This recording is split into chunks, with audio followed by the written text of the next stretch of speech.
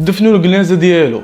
من بعد 8 سنين غادي يوقف عليهم، وغادي تكون هي دي صدمه العمر بالنسبه للوالدين ديالو. عيسى القصري من بعد ما غبر كثر من شهرين غيجي واحد النهار وغيجي واحد الشخص عند والديه وغادي يقول لهم ولدكم راه مات ومات غارق. ولكن الحقيقه ان عيسى في هاد الوقيته هذه اللي كان غابر فيها كان كيتعرض للاستغلال في واحد الضيعه فلاحيه.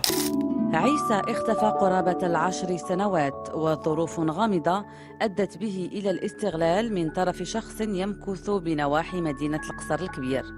قصة غريبة بزاف، واللي غيزيدها غرابة ان داك عيسى مسكين كان شوية مريض عقلاني. بقى معايا حتى الاخر باش ترى في القصة ديال عيسى القصري. المهم كيف دايرين، لاباس عليكم وكيف غاديين مع رمضان؟ نتمنى تكونوا بخير وفي احسن الاحوال، ونبداو لا فيديو ديالنا على بركة الله.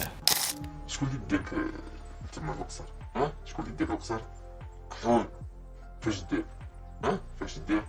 نغم.